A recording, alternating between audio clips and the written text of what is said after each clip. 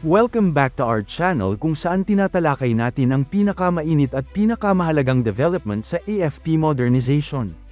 Sa episode na to, tatalakayin natin ang dalawang mahalagang development sa Philippine security sector, ang ongoing negotiation para sa posibleng dagdag na T-129 attack helicopters ng Philippine Air Force, at ang desisyon ng Philippine Coast Guard na umorder ng mahigit 1,600 locally made assault rifles na gawa mismo sa Pilipinas.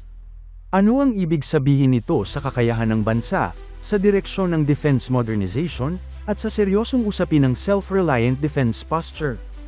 Himayin natin isa-isa, pero bago tayo magpatuloy, tandaan natin na ang matatag na Pilipinas ay hindi lang nabubuo sa lakas militar, kundi sa maayos na pamahalaan, paglaban sa korupsyon, pagtanggi sa political fanaticism, at pagsugpo sa fake news. Mahalaga yan para sa tunay na seguridad at katatagan ng bansa. Unahin natin ang balita tungkol sa Philippine Air Force.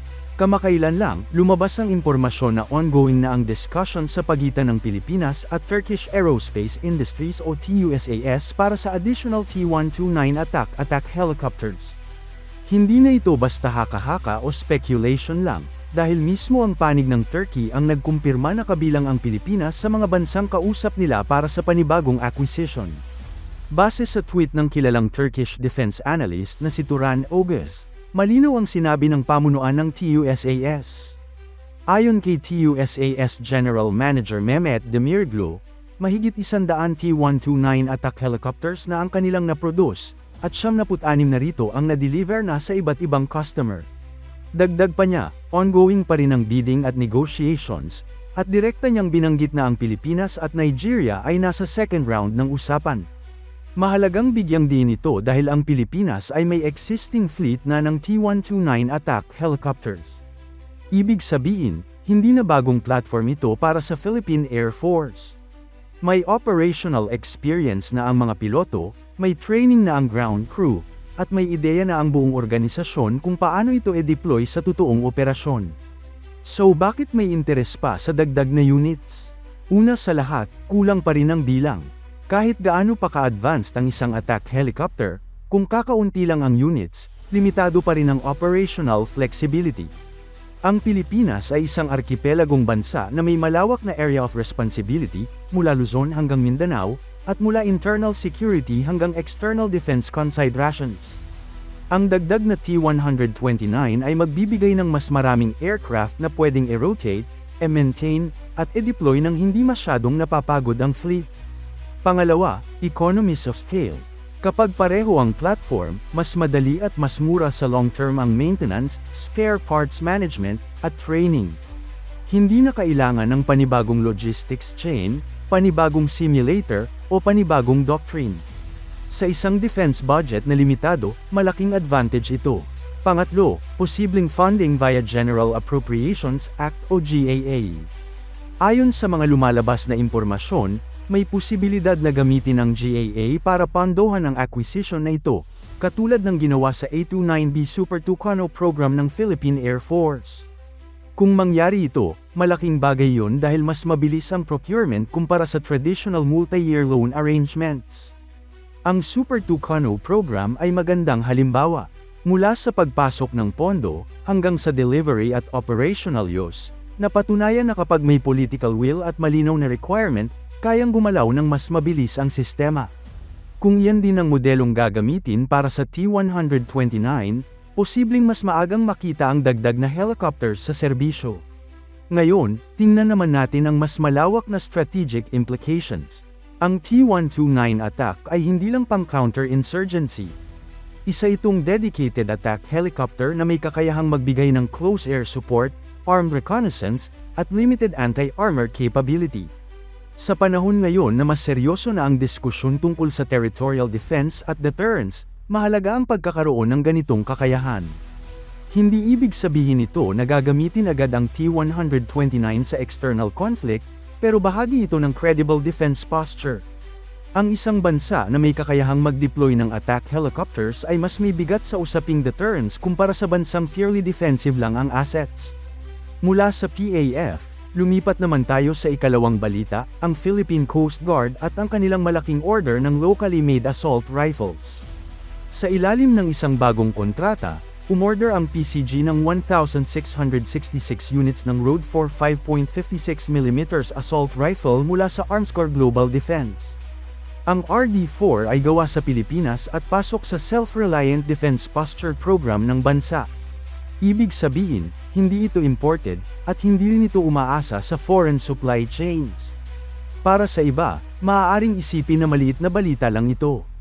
Baril lang daw, hindi barko, hindi eroplano. Pero sa perspective ng defense planning at industrial development, napakahalaga ng hakbang na ito. Una, self-reliance. Isa sa mga matagal ng problema ng Pilipinas ay ang sobrang pagdepende sa imported small arms.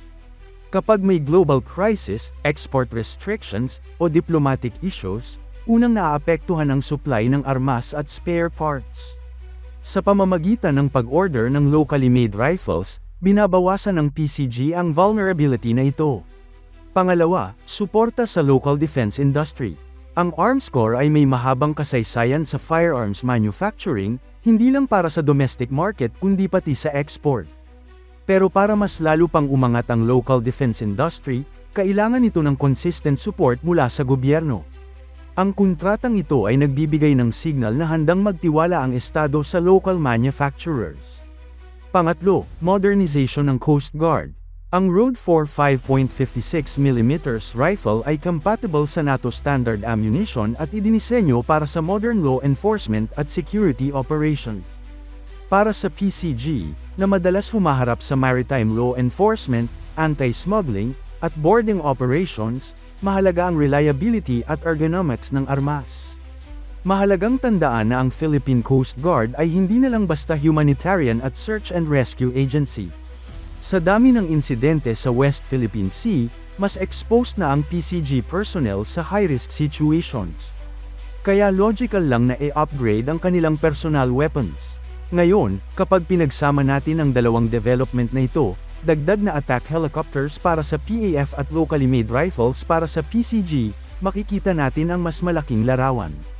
Una, may pattern ng continuity. Hindi pa bago ang platform choices. Inuulit at pinalalakas ang existing systems.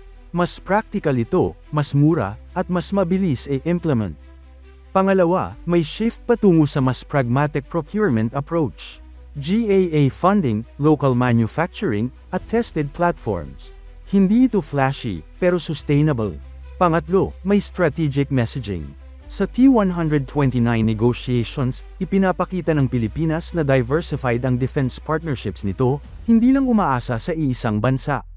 Sa Armscor contract naman, malinaw ang mensahe na seryoso ang gobyerno sa self-reliant defense posture, kahit sa basic level ng small arms.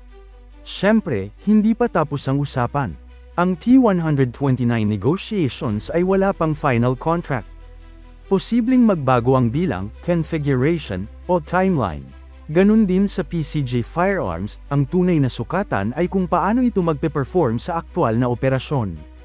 Pero ang mahalaga, may direksyon. Unti-unti, nakikita natin ang mas malinaw na plano sa likod ng defense acquisitions ng bansa.